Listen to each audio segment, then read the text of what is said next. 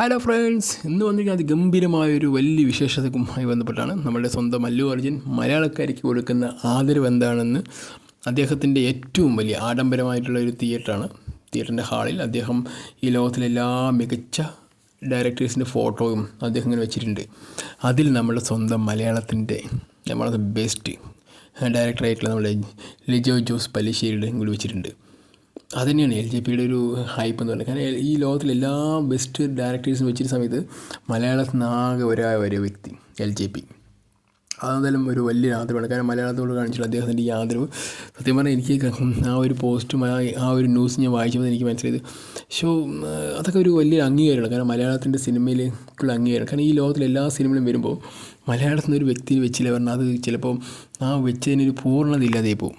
അതുതന്നെയായിരിക്കും ചിലപ്പോൾ ഈ നമ്മുടെ അല്ലു അർജുനും തോന്നിയിട്ടുണ്ടാവുക. കാരണം വെട്രിമാരൻ മുതൽ പിന്നെ മണിരത്നം, ശങ്കർ, അങ്ങനെ കുറേ അധികം വലിയ ഡയറക്ടേഴ്സിൻ്റെ ഫോട്ടോ ഇന്ത്യയിലുള്ള ഇവരിക്കും വലിയത്. പിന്നെ ബാക്കിയുള്ള പിന്നെ ഹോളിവുഡിൽ എല്ലാവരും വയ്ക്കുമല്ലോ. സാധാരണ ഹോളിവുഡിൽ സ്പിൽസ്ബർഗൊക്കെ ഉണ്ടായിരിക്കുമല്ലോ, അല്ലേ, ക്യാമറകളൊക്കെ ഉണ്ടാക്കും. അപ്പോൾ അതിൻ്റെയൊക്കെ ഇടയിൽ നമ്മുടെ സ്വന്തം കുഞ്ഞ് കേരളത്തിൻ്റെ സ്വന്തം നമ്മുടെ LJPനെ കൂടി ഫോട്ടോ വെച്ച് പറയുമ്പോൾ തന്നെ അദ്ദേഹത്തിൻ്റെ സിനിമകൾ അത്രമാത്രം ഈ ലോക സിനിമേൻ്റെ ഒപ്പം കിടപിടിക്കുന്നവരല്ലേ, ആ ഒരു ലെവലിലേക്കാണ് അദ്ദേഹം സിനിമ വന്നിരിക്കുന്നത്. അതുകൊണ്ടായിരിക്കും തന്നെ ആയിരിക്കാം ചില മലയാളം ആലോചിച്ചപ്പോൾ ആദ്യം തന്നെ LJPൻ്റെ സിനിമകൾ എടുക്കാനുള്ള കാരണം ഒരു പക്ഷേ അങ്കമാലി ഡയറീസും പിന്നെ ഈമയു പിന്നെ ഈ അടുത്തിറങ്ങിയിട്ടുള്ള നമ്മുടെ അവസാനം ഇറങ്ങിയിട്ട് സിനിമ ഉണ്ടല്ലോ, നമ്മുടെ മോഹൻലാൽ ഇറങ്ങിയ സിനിമ, പിന്നെ നൻപകൽ നേരത്തെ മയക്കം, അങ്ങനെ കുറേ ഒട്ടുമിക്ക സിനിമകൾ അദ്ദേഹം എടുക്കുകയാണെങ്കിൽ ഒന്നിനൊന്നിന് വ്യത്യസ്തമായ ജോണറും ഒന്നിനൊന്നിന് വ്യത്യസ്തമായിട്ടുള്ള ഒരു സിനിമ കഥാ പശ്ചാത്തലമായിരിക്കും അദ്ദേഹം ഏറ്റവും കൂടുതൽ ചൂസ് ചെയ്യുക. ഇപ്പോൾ ചുരുളിയാണെങ്കിലും പോലും അങ്ങനെ തന്നെ. കാരണം അതൊക്കെ ഒരു വ്യത്യസ്തമായൊരു സയൻസ് ഫിക്ഷൻ മൂവിയിലേക്ക് അദ്ദേഹം കൊണ്ടുപോകുന്നത് നമ്മളെ. ചിലപ്പോൾ ആ സിനിമ കഴിഞ്ഞ സമയത്ത് നമുക്ക് തന്നെ ആലോചിക്കൽ എന്താണ് ഈ സാധനം ഉദ്ദേശിക്കുന്ന ഒരു ഐഡിയ ഇല്ല. കാരണം നമ്മൾ ഈ ഒരു ഇൻ്റർനാഷണൽ സിനിമ കണ്ട അതേ ഒരു ക്രിയേറ്റീവ് മൈൻഡ് നമുക്ക് ഉണ്ടായിരിക്കാം.